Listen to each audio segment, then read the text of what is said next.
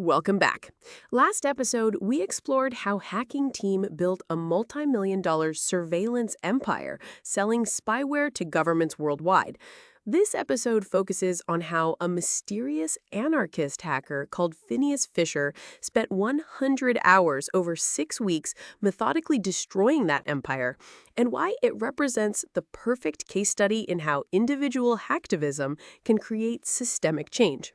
We're continuing to draw from the 400 gigabytes of leaked internal documents, forensic analysis, and Phineas Fisher's own detailed DIY guide published after the attack. If you want to understand how sophisticated attackers really think and operate, this is the masterclass. Because here's what makes this hack so significant. It wasn't just about destroying one company. It was about demonstrating that no organization, regardless of technical sophistication or government backing, is immune to accountability when someone dedicated enough decides to expose their wrongdoing. Before we dive into the technical details, we need to understand the attacker. Phineas Fisher wasn't some nation-state operator or cybercriminal gang.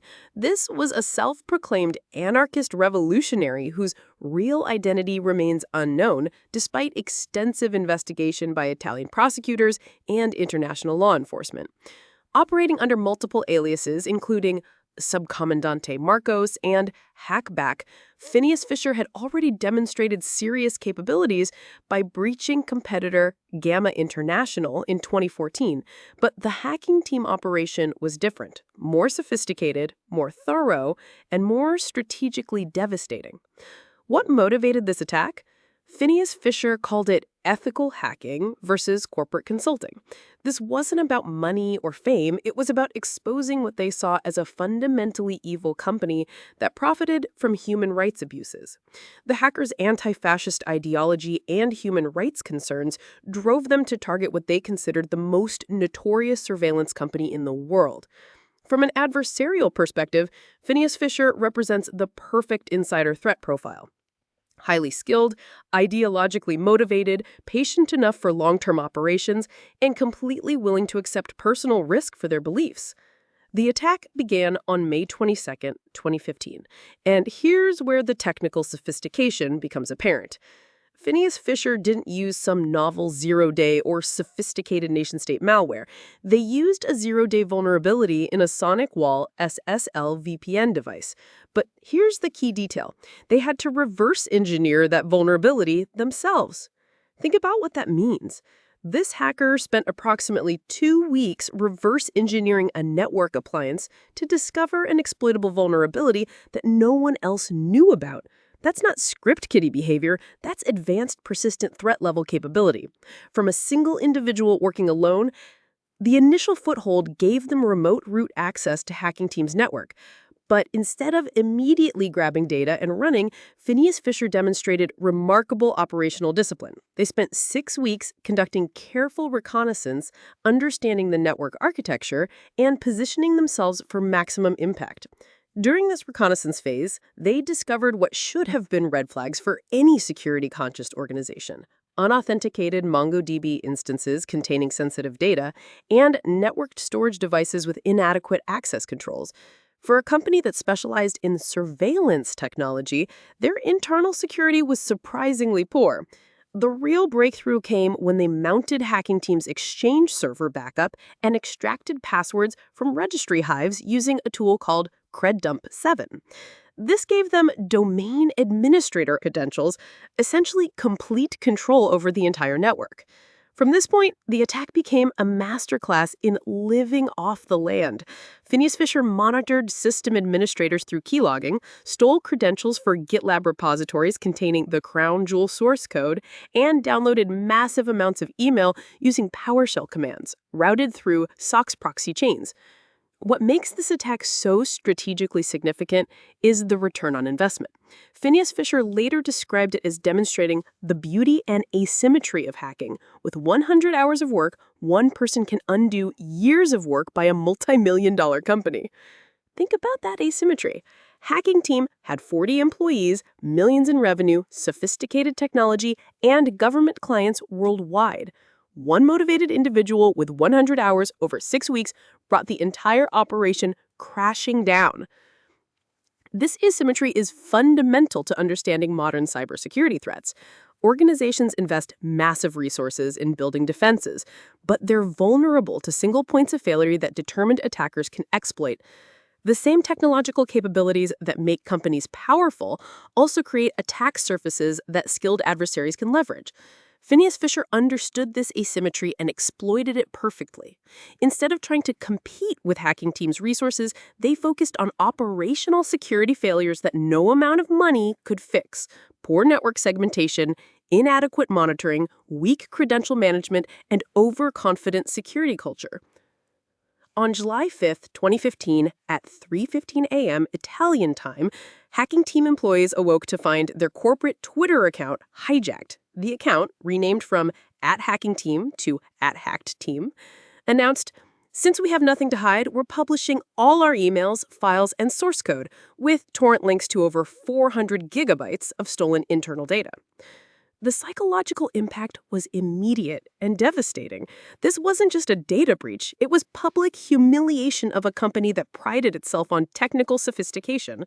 The message was clear: if you can't protect your own systems, how can governments trust you to protect theirs? The timing was perfect, too. By releasing the data through torrents with catchy slogans, Phineas Fisher ensured maximum media coverage and made the data impossible to suppress. Within hours, security researchers worldwide were digging through the leaked files, discovering zero-day exploits, customer lists, and evidence of human rights abuses. The leaked data provided unprecedented insight into the global surveillance industry. Here's what security researchers found: thousands of internal emails revealing unethical business practices, complete source code for the RCS platform, a comprehensive customer database with contract details and payment records, financial records showing over 40 million euros in annual revenue, and 3 zero-day Adobe Flash exploits that criminals immediately started incorporating into exploit kits. But perhaps most damaging were the operational security failures the breach exposed. Employees were using passwords like PASSWORD password, Wolverine, and PASSWORD password. Network monitoring had failed to detect 400 gigabytes of data exfiltration over 6 weeks. Access controls were so poor that complete network compromise was possible from a single vulnerable device. For a company that specialized in surveillance technology, their internal security was professionally devastating. How could law enforcement agencies trust software from a company that couldn't protect their own networks? The source code release was particularly damaging because it made RCS easily detectable by security software. Overnight, hacking team's primary product became obsolete. Antivirus companies quickly added detection signatures, and the leak code allowed competitors to understand and counter RCS capabilities. For hacking team's customers, the breach created immediate operational security concerns. If their specific RCS deployments were documented in the leaked files, ongoing law enforcement operations could be compromised. Many clients suspended operations until they could assess the damage. What makes the hacking team breach so strategically significant is what it teaches us about asymmetric cybersecurity threats. Phineas Fisher demonstrated that individual actors with sufficient motivation and skill can create systemic change that affects entire industries and international policy. The attack methodology became a blueprint for subsequent hacktivist operations. The detailed DIY guide Phineas Fisher published in 2016 shared specific techniques and tools, encouraging others to conduct similar operations against surveillance companies. But the most important lesson is about accountability. Traditional market forces and regulatory oversight had failed to constrain hacking teams' behavior. It took an extra legal hack to expose the company's practices and force systemic change. This raises uncomfortable questions about corporate accountability in the digital age. When legitimate oversight mechanisms fail, do hacktivist operations serve a necessary transparency function? The hacking team case suggests they might. Looking back, the hacking team breach succeeded because of a perfect storm of factors: technical vulnerabilities in their network infrastructure, operational security failures despite their expertise, ideologically motivated attacker with advanced capabilities, timing that maximized media coverage and public awareness, and a target whose behavior had created many enemies. No single factor would have been sufficient. Phineas Fisher needed both the technical skills to execute the attack and the strategic understanding of how to maximize its impact. Hacking Team's vulnerabilities created the opportunity, but the attacker's motivation and capabilities made it inevitable. The breach demonstrates why cybersecurity is fundamentally more than just technical controls. Cultural factors, business practices, and ethical behavior all contribute to an organization's security posture. Hacking Team's toxic culture and unethical business practices created the motivation for the attack, while their operational security failures made it possible. The immediate destruction of Hacking Team was just the beginning. The real impact came from the long-term consequences that rippled through the surveillance industry, international policy, and human rights advocacy. Next time on UBG Bytes, we're exploring those ripple effects, how a single